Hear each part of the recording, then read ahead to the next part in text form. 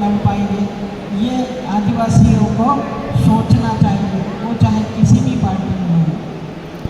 इसलिए कि अगर हम थोड़ा सा आगे जाएं और एक मार्क्स की जो कैपिटल है उसको देखें तो नक्शा सामने आ जाता है बिल्कुल। तब आदमी भटकता नहीं है, उसको कहीं भी भटकने की आवश्यकता नहीं होती है। तो मैं खनन से लगा के जो काम कर रही हूँ, खनिज को प्राप्त करने के लिए पूंजीपतियों ने जल जंगल जमीन को नष्ट किया है। ये कोई अलग अलग चीज़ें नहीं है, अलग अलग लड़ाई नहीं है, ये एक ही लड़ाई है। तो खनन के लिए उन्होंने जल जंगल जमीन को नष्ट किया है, हमारे लोग विस्थापित हुए हैं, और विस्थापित होने के बाद में जो स्थिति सामने आई है वो कहीं न कहीं आदिवासी काम करने जाना पड़ता है। किसी भी राज्य में जाओ, किसी भी देश में जाओ, जाना पड़ता है। और अगर हम वहाँ जाते हैं तो 2-3 महीने तो ठीक है, लेकिन वहाँ बिल्कुल एक इंसान की ज़िंदगी नहीं जी रहे हैं, खुले आसमान में सोए हुए हैं, खाने का इतना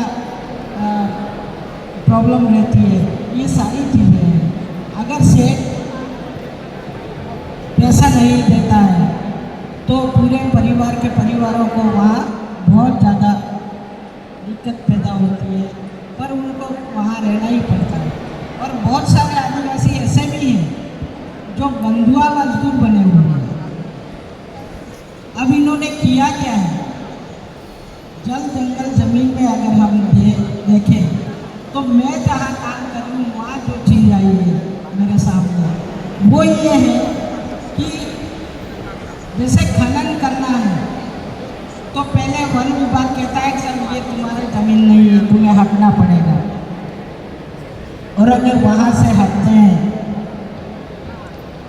तो कैंपा में इतना पैसा जमा हो गया है पूंजीपतियों का कि आपकी 4,000 जमीन और बिना नाम की ज़मीन भी ओडे लगा के और वन विभाग को दे रहे हैं, ताकि वन विभाग सीधा पूंजीपतियों को दे दे, ये कंडीशन है। और वहाँ से अगर हटते आप विस्थापन हो जाता है, उसके बाद जाते हैं काम करने, तो वहाँ मानव तस्करी बहुत खतरनाक है। मेरे अभी 5 महीने का जो स्थिति मेरे सामने आई है, और मैंने उन महिलाओं को भी बहुत टच किया है और उनका एक प्रूफ लिया है मैंने, उसमें ये है, सॉरी मैं थोड़ा बोलने में इसकी इस तरह की स्वास्थ्य सही है। तो वहाँ क्या हुआ है कि महिलाएं जहाँ बेची गई हैं 3 लाख 4 लाख ऐसे जो बेची गई है, वो जो किसी तरह वहाँ से भाग के वापस आए, उन्होंने जो स्थिति बताई वो बहुत खतरनाक है। क्या आदिवासियों को कहीं भी मतलब एक दर्द नहीं होता कि हमारी बहन बेटियाँ बिक रही हैं, हमारी बहन बेटियों का सौदा हो रहा है, और हमारे यहाँ सबसे ज़्यादा जो हो रहा है ये कोरोना से लगा के और का जो बॉर्डर है वहाँ सबसे ज़्यादा हो रहा है।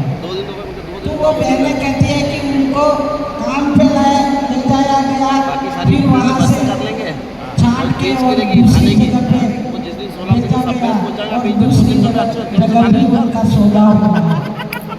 और वो ऐसा सौदा है कि हम कितनी भी बड़ी बात करेंगे, वहाँ जो सुना मैंने महिलाओं से, तो मेरे रोंगटे खड़े हो गए कि क्या बहन बेटियाँ इसी तरह बिकती रहेगी, इसी तरह मजबूर में वो काम करने जाती है, क्योंकि हम विस्थापित हमारा जो हो रहा है, पलायन जो हो रहा है, उससे बहुत खतरनाक स्थिति आ गई है। तो इसलिए मैं ये कहना चाहती हूँ कि हमारी लड़ाई पार्टियों की नहीं है, हमारी लड़ाई सिर्फ पूंजीवाद से है कि इतना वहाँ उस एरिए में 5,000 रुपये तो राशन कार्ड बनता है, आप क्या सेवा करेंगे, समाज सेवा करेंगे। इतनी गंभीर स्थिति है कि 2-2 बार बीत जाती है, क्योंकि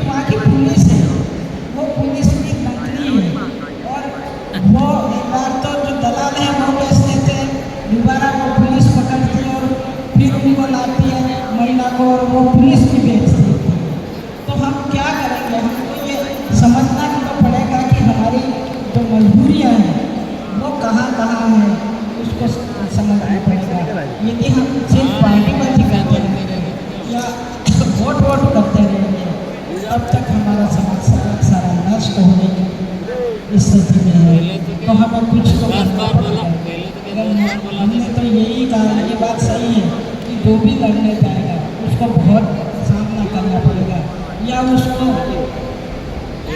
उसका कुछ नहीं हो सकता। लेकिन बहुत गंभीर परिस्थिति है ये महिला। अब ये खनन जो हो रहा है हमारे राजस्थान में पूरा का पूरा खनन है, पूरे राजस्थान में, चाहे वो लड़ाई हो, चाहे वो झील हो, शीशा हो, ये सारे बहुत सारे ये है खनन है। तो अवैध भी है उसके साथ। जितने भी ट्राइब है वो आज मैं एक पहली बात ये कह रही हूँ कि आखिर एनओसी तो सरपंच देता है, हमारा सरपंच देता है, और अगर एनओसी हमारा सरपंच दे रहा है और हमारे ही लोगों को लुटवा रहा है तो हम किसको कहने जाए।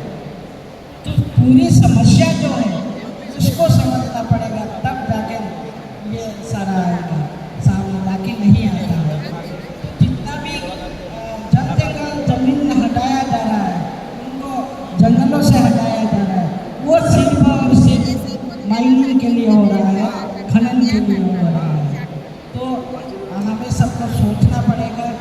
हमको कई बार ऐसा कहा है कि समाज ये लड़ाई लड़ सकता है, अगले हिंदी बताने कि शायद हमारे साथी अच्छी सी लड़ाई लड़ते हैं, तो सबसे ज़्यादा मतलब जो असर है वो आदिवासियों पर यही है कि खनन के लिए या और विकास के लिए या जो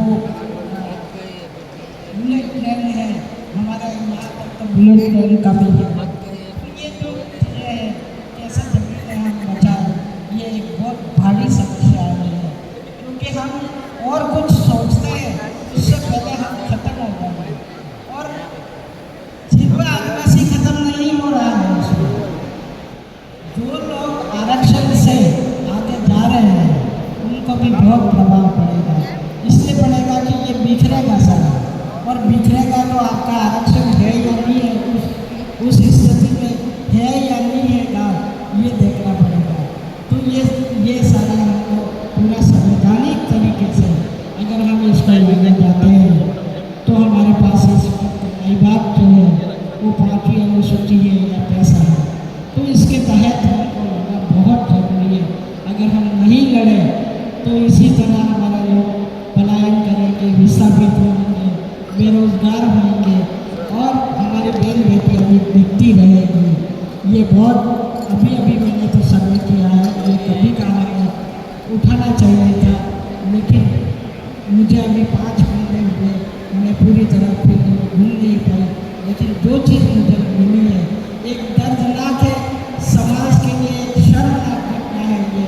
और हमारा जो जनजाति मंत्री है वो आदिवासी कहलाना पसंद नहीं करता था। एक सामाजिक संगठन में पहली बार उसने ये कहा कि हाँ कोटड़ा में मेरे बहन बेटियाँ बिकती है, और यहीं चुप नहीं रहते हैं।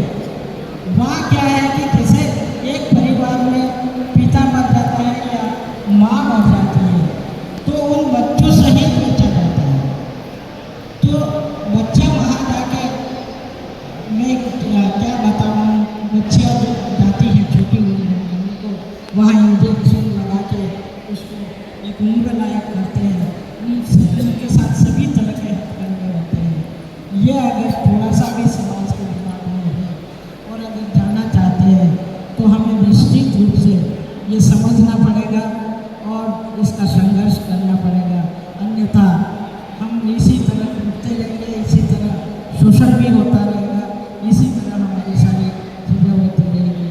हमारे राजस्थान में बहुत बड़ी कंपनी आ गई है जो सभी जगह सोना चांदी भी निकाल रहे हैं अभी, तो हमारे लिए बहुत कठिन हो रहा है। ये बात कहते हुए मेरी बात को खत्म करती हूँ। और सोचे समझे मंच, और बार बार मैं कहूँगी इस बात को कि कम से कम सब कुछ हो लेकिन बहन बेटियाँ नहीं बिकनी चाहिए, उसके लिए एक अच्छी लड़ाई शुरू करें। इसी बात के साथ मैं अपनी बात को समाप्त करती हूँ।